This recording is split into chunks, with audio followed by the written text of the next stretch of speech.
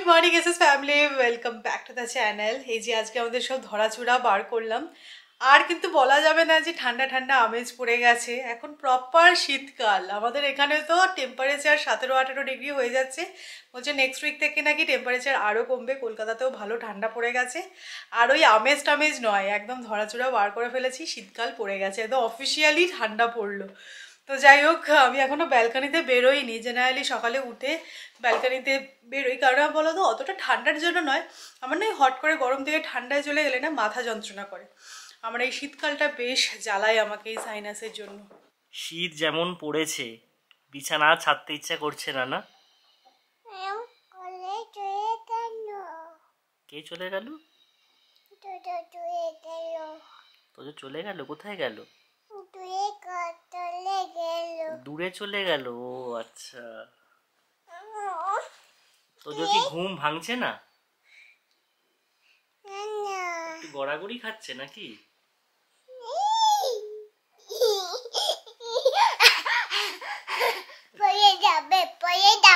হ্যাঁ, লাফালাফি করলে পড়ে যাবে বেড থেকে।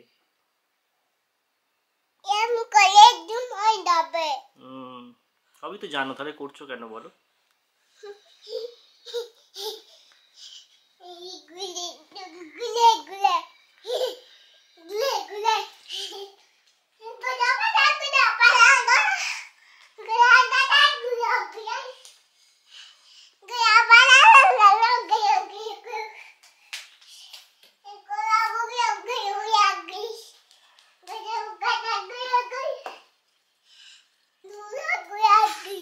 ক্লান্ত হোস না রে? তোদের তুমি এখানে কি রান্না করছো? পাস্তা। বাহ, লায়ন বাটিতে। আমাকে একটু পাস্তা দেবে? পাপা খাবে না? ও, ভালো গন্ধ বেরিয়েছে। বাহ, তোদের পাস্তা ভালোবাসে?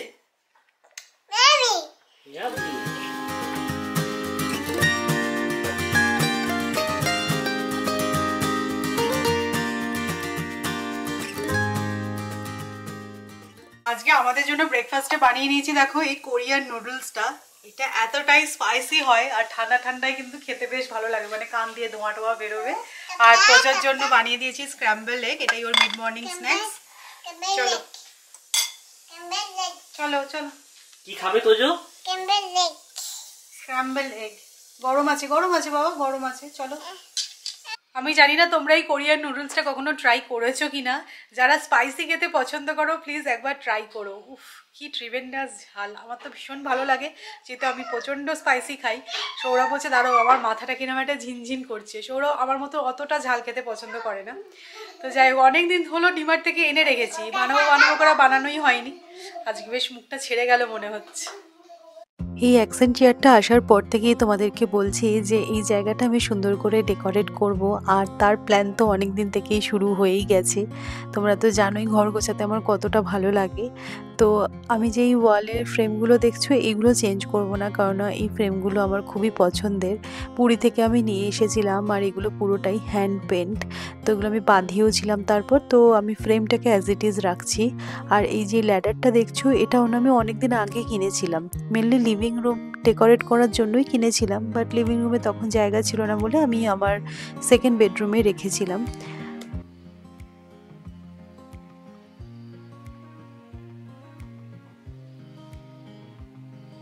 কোথায় থাকবে নিচে না? ঠিক আছে, রাখো। আমি এই জায়গায় রাখো। ঠিক আছে, এখানে থাকবে তো? বাড়িতে ডেকোরেশনের কাজ হচ্ছে আর তোজো হেল্প করবে না, সেটা তো হতেই পারে না। আর তোজো ডেকোরেশনের সেন্স কিন্তু ভীষণ ভালো, আর স্পেশালি ওর চিন্তা হচ্ছে ওর ম্যামিলিকে নিয়ে। এটা হচ্ছে ওর ফ্রেন্ড বলতে পারো। এই ম্যামিলিটা ওর সবচেয়ে ফেভারিট, মানে বাড়িতে যাই আসবে না কেন ও ম্যামিলিকে সেখানে নিয়ে যায়, সেখানে বসায়, আর যাই খায় না কেন ম্যামিলিকে কিন্তু মাঝে মধ্যেই দেয়। তো যাই হোক, অনেক করে আমাকে কনভিন্স করার চেষ্টা করলো। আমি বুঝিয়ে বাজিয়ে বললাম যে দেখো এখানে ম্যামিলি থাকবে না, তো সেই কারণে ও আবার অন্য জায়গায় নিয়ে চলে গেল। সো এখানে তোমরা যে ডেকোরেটিভ আইটেমসগুলো দেখছো এগুলো কিন্তু অনেক দিন থেকেই কালেক্ট করা। আমি নতুন বলতে সেরকম কিছুই কিনিনি। তো এই টাইপের শোপিসগুলো সমস্ত এডিনব্রা থেকে আনা হয়েছে। এই শোপিসটা তো আমি এডিনব্রা ক্রিসমাস মার্কেট থেকে কিনেছিলাম। এগুলো আমার ভীষণ পছন্দের, তো আমি একদম এগুলোকে যত্ন করে ইউজ করি। তো তোমরা বুঝতেই পারছো এখানে এত পরিমাণে ধুলো হয়, এগুলো মেনটেন করা না খুব ডিফিকাল্ট হয়ে যায়। বাট স্টিল এই কাজগুলো আমার ভালো লাগে, তো সেই কারণেই আমি যত্ন করে ইউজ করি বলতে পারো। তো অ্যামাজন থেকে মেনলি এই স্টুলটা আমি অর্ডার করেছিলাম। তো এইটা আসছিল না বলেই এই জায়গাটা আমি ডেকোরেট করতে পারছিলাম না। তো ভেবেছিলাম এটা অ্যামাজন থেকে চলে আসুক, তারপরে একসাথে সুন্দর করে এই জায়গাটা ডেকোরেট করব। তো আমার মনের মতন করে বলতে পারো এই জায়গাটা আমি ডেকোরেট করেছি। সেদিনকে যে গাছের দোকানে গেছিলাম এই গাছটা নিয়ে এসেছি। আর এই টেবিল ল্যাম্পটাও না আমার ছিল, আর এই ব্লু থিমটার সাথে খুব সুন্দরভাবে দেখো মানিয়ে গেছে। সেদিনকে তো দেখলেই এই কার্ড হোল্ডারটা এক্সিবিশন থেকে কিনেছি, তো এটাও সাইড টেবিলে রেখে দিলাম। আর এই অ্যাকশন চেয়ারের ওপরে যদি তুমি থ্রো পেতে রাখো না, তো একটা কোজি ফিল আসে। আর এই যে থ্রোটা দেখছো এটাও না বহুদিন আগে আমার কেনা আইকিয়া থেকে কিনেছিলাম। এর কালারটা এক্স্যাক্টলি আমার লিভিং রুমের সোফার সাথে ম্যাচিং, তাই একটু সিমিলারিটিস রাখার জন্য আমি এই ব্লু থ্রোটাই চুজ করেছি। এরপরে তো মানে চেঞ্জ করে করে পাতাই যাবে, সেটা কোনো ব্যাপারই নয়। আর এই অ্যাকশন চেয়ারটার সাথে না একটা কুশনও দিয়েছিল, বাট সেই কুশনটা রেখে না বসতে একটু আনইজি লাগছে, কেননা ভীষণই হার্ড। তো সেইটাকে আমি রিপ্লেস করেছি, আর নর্মাল একটা কুশন আমি এখানে রেখেছি। মানে ভালো লাগছে ওটা। দেখো অবশ্যই যতই ডেকোরেশন করি না কেন কমফোর্টটা হচ্ছে মেন। তো এই কুশন কভারটা আমার চেঞ্জ করার ইচ্ছা আছে। আপাতত বাড়িতে যেটাই ছিল আমি সেটাই ইউজ করেছি।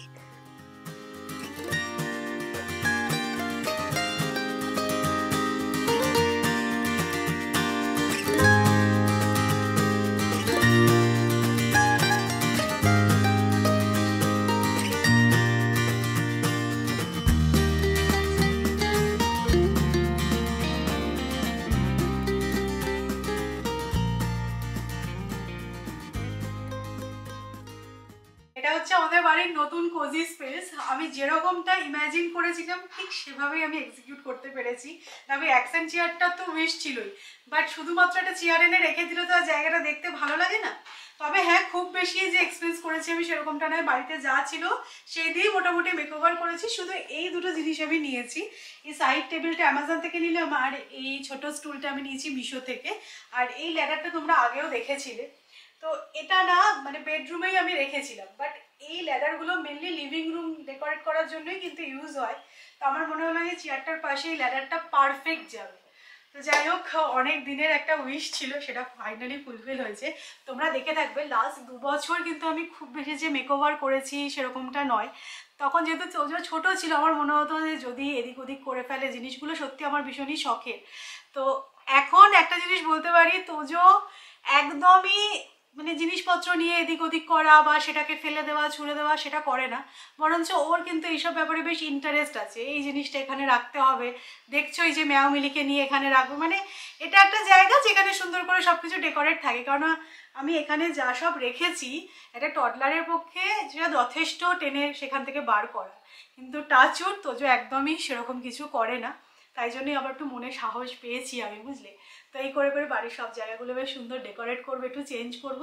বাট এই স্পেসটা আমার দারুণ পছন্দ হয়েছে। তো তোমাদেরকে আমি সাহসের কথা বলছি, তোমরা তো আগে দেখতেই যে আমি সেন্টার টেবিলে সবসময় রানার পেতে রাখতাম, একটা ট্রের মধ্যে ডেকোরেটিভ আইটেমস রাখতাম। তো মাঝে 1 বছর কিছুই হয়নি, তখন তো সেন্টার টেবিলটাও আমরা সরিয়ে দিয়েছিলাম। আর লাস্ট 1 বছর সেন্টার টেবিলটা ছিল, বাট রানার টানার কিছুই পাতা থাকতো না। বাট এখন আবার সাহস করে দেখো আমি এগুলো সবই অ্যারেঞ্জ করেছি। তোজো একদমই হাত দেয় না। এই ট্রের ওপর থেকে এই ক্যামেলটা ওর খুব পছন্দ, তো ক্যামেলটা নিয়ে একটু খেলে। বাট আদারওয়াইজ এই যে টেনে ফেলে দেওয়া রানার টানা সেগুলো একদমই করছে না। আর দেখতেই তো পাচ্ছ আমার এখানে পুরো গাছ এনেছি। মানে সত্যি এটা আমার যে কি ভালো লাগে, হয়তো বারবার বলে ফেলছি তোমাদেরকে, বাট একটা টডলার কোনো কিছু তো সেভাবে হাত দেয় না, গাছ ছেড়ে নেয়, এটা আমার যে কত ভালো লাগছে আর তোমাদেরকে বলে বোঝাতে পারবো না। কারণ আমার তো এগুলো ভীষণ পছন্দের না। ও বড় হওয়া অবধি এগুলো যদি সব কিছু স্যাক্রিফাইস করতে হতো সত্যি খুব খারাপ লাগতো, কিন্তু করতে হতো সেটা আমি বলছি না, কিন্তু ও যে হাত দেয় না এটা আমার বিশাল বড় স্যাটিসফ্যাকশন। প্রেগনেন্সির সময় সৌমি খালি একটাই কথা বলতো, আমার যেন যে বাচ্চাই হোক না কেন, ছেলে মেয়ে, বেশ পাকা পাকা কথা বলবে, একটু বক বক করবে, খুব ভালো হয়। তাহলে আমার মনে হয় সৌমি সেই কথা যখন বলছিল না, ঠাকুর তথাস্তু বলে দিয়েছে। তোজোকে দেখা যাবে। এক সেকেন্ড চুপ নয়, তাই তো? তুমি এক সেকেন্ড চুপ করে থাকো। দেখো কি বলবে ভাবছি। ও অতটা হাতে পায়ে দুরন্ত নয়, কিন্তু মুখে অলওয়েজ চলছে। কিছু বলতে না বলে উল্টো পাল্টা শব্দ করতে থাকে। এখন জানো তো আমার আর সৌরভের কথা বলা কমে গেছে। বাপ্পা বসে আছে। আচ্ছা ঠিক আছে, আর কি বলতে চাইছো বলো। সবাইকে একটু হাই করো। কালকে দাদুকে তুমি কি বলছিলে? Happy birthday. কালকে দাদুর হ্যাপি বার্থডে ছিল। হ্যাপি বার্থডে বাবা, হ্যাপি বার্থডে। পাপার হ্যাপি বার্থডে হয়ে গেছে, এবার কার হ্যাপি বার্থডে আসছে? পাপা হ্যাপি বার্থডে। না, এবার তোজোর হ্যাপি বার্থডে।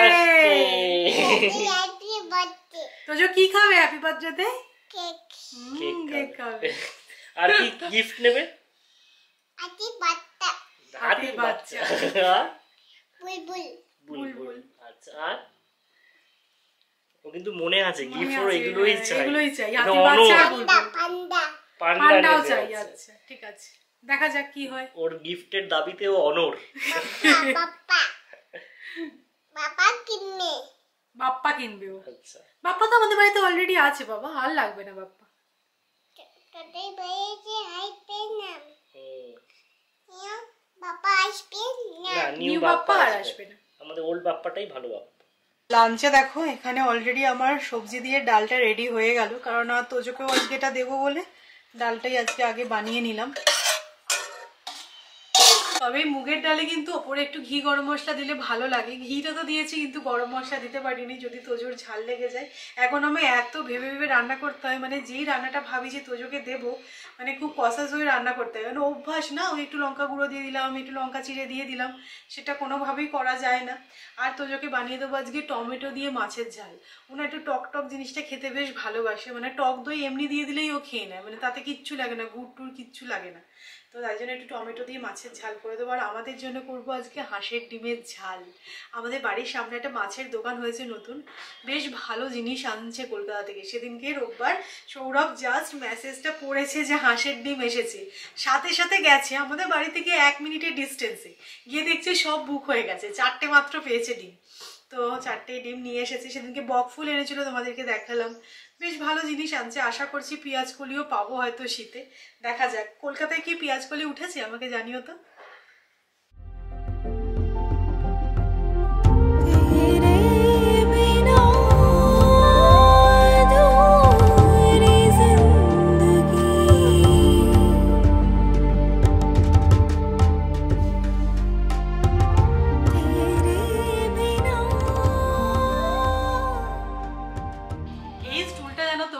সত্যিকারের পারপাসটাকে সলভ করেছে।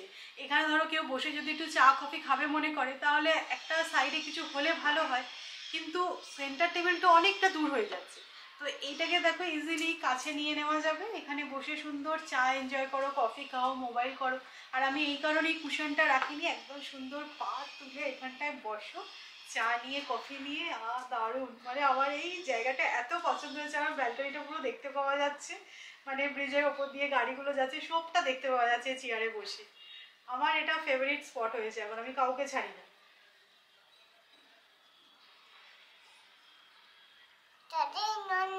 এখানে একটা জিনিস হয়েছে যেটা নিয়ে তোজোর খুব সমস্যা। কি হয়েছে তোজো এখানে? কি হয়েছে? ব্যাগ থেকে কি হয়েছে? নোংরা হয়েছে। ব্যাগ থেকে পুরো নোংরা হয়েছে, ঠিক কথা। বাজারের ব্যাগটা এখানে ভুল করে ঝাড়া হয়ে গেছে, দেখতেই পাচ্ছ ঘরে নোংরা পড়ে আছে, যেটা নিয়ে তোজোর খুব সমস্যা। তোজোর বাড়িতে নোংরা পড়ে আছে? আচ্ছা, ঝাড় দিয়ে দাও একটু। তুমি ঝাড় দেবে না?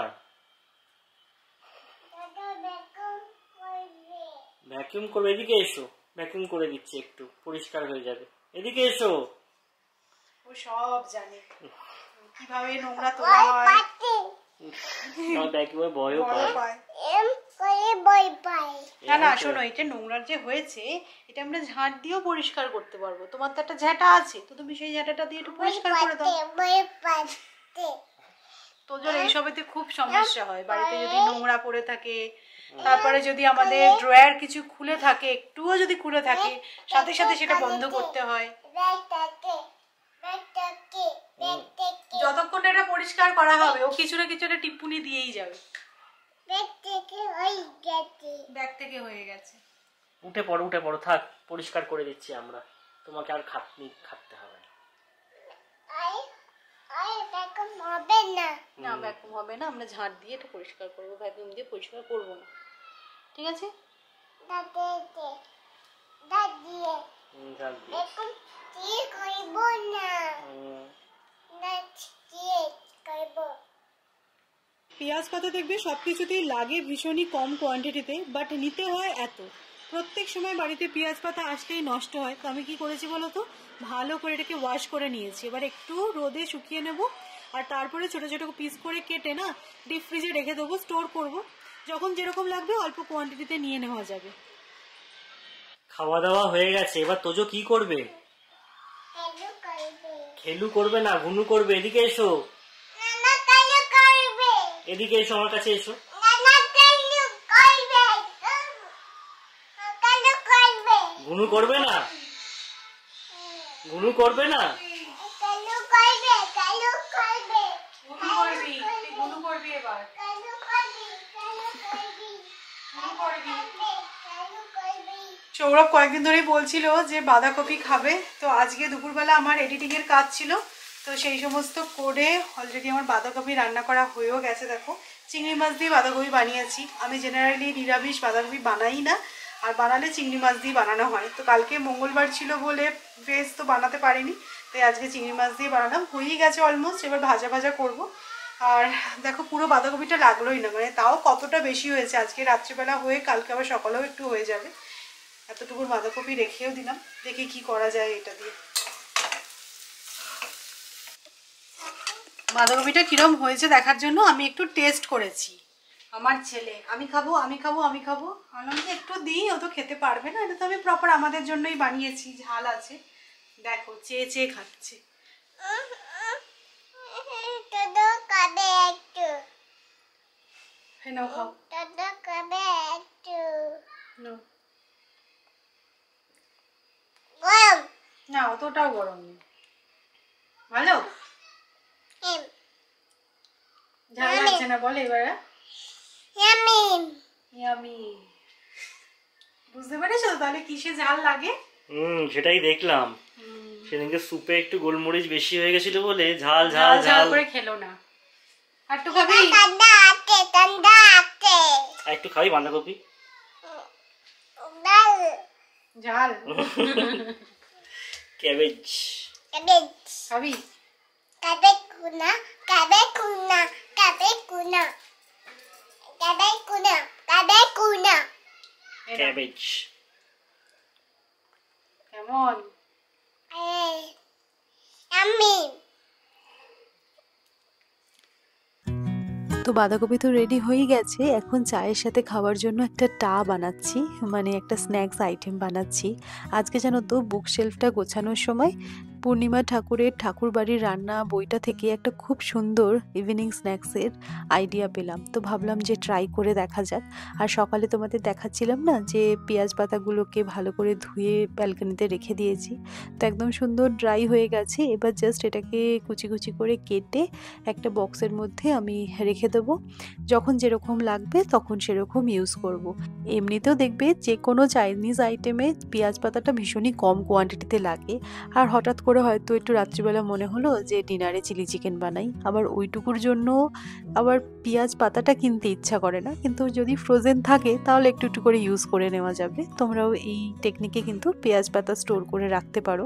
আর ওইদিকে কিন্তু আমি ফুলকপি আর কড়াইশুঁটিটা বয়েল করতেও বসিয়ে দিয়েছিলাম। এই স্ন্যাক্স আইটেমটা কেন চুজ করলাম বলো তো, এই শীতকালে কড়াইশুঁটি আর ফুলকপিটা ইজিলি অ্যাভেলেবেল, তো সেদ্ধ হয়ে যাওয়ার পরে এটা কিন্তু গরম গরম ম্যাশ করে নেবে। আর তারপরে এর মধ্যে আমি অ্যাড করেছি সেটা হচ্ছে জিরে আর শুকনো লঙ্কা ড্রাই রোস্ট করে রাখা থাকে, তো সেটাই একটু অ্যাড করলাম।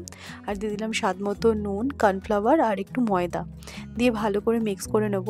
আর তারপরে এটা কিভাবে ফ্রাই করবে বলো তো? দেখবে গড়িয়াহাট অথবা শ্যামবাজারে ওই যে ডালের বড়াগুলো পাওয়া যায় না, যেটার কোনো শেপ বা সাইজ হয় না, সেরকমভাবে অনেকটা আমি ফ্রাই করেছি, তাহলে না খুব সুন্দর ক্রিস্পি হয়েছে দেখলাম। তো সর্ষের তেলে জাস্ট এটা একটু ফ্রাই করে নেবো, দ্যাটস ইট। তো খুব ভালো হয়েছিল এই আইটেমটা, তোমরা ডেফিনেটলি এটা একবার ট্রাই করে দেখতে পারো। আর যদি ট্রাই করো আমাকে জানিও কিন্তু তোমাদের কেমন লাগলো। তো চলো আজকের মতো ব্লগটা এবার এখানেই এন্ড করছি। আশা করব তোমাদের ব্লগটা ভালো লেগেছে। আর যদি ভালো লাগে তাহলে অবশ্যই করে লাইক, শেয়ার আর চ্যানেলটা সাবস্ক্রাইব করে নিও। ইন্টারেস্টিং ব্লগে আমাদের সাথে অবশ্যই তোমাদের আবার দেখা হবে, তবে তার আগে আমাদের এই স্ন্যাক্স আইটেমটা খাওয়ার রিয়াকশনটা দেখে নাও। তোলার সাথে সাথেই এখান থেকে 2-4টে হাওয়া হয়ে গেছে, সেটা নিশ্চয়ই তোমরা বুঝতে পারছো। বাট খেতে দারুণ হয়েছে, এত ক্রিস্পি হয়েছে। হালকা ফুলকপির গন্ধ, এদিকে কড়াইশুটির গন্ধ, দারুণ লাগছে এটা। আরে চায়ের সাথে টাটা পুরো জমে গেছে। আমি এক্সপেক্ট করিনি যে এতটা ভালো খেতে হবে। মানে তোমাদের রিকোয়েস্ট রইল, প্লিজ এই শীতের দিনে বানিয়ে দেখো।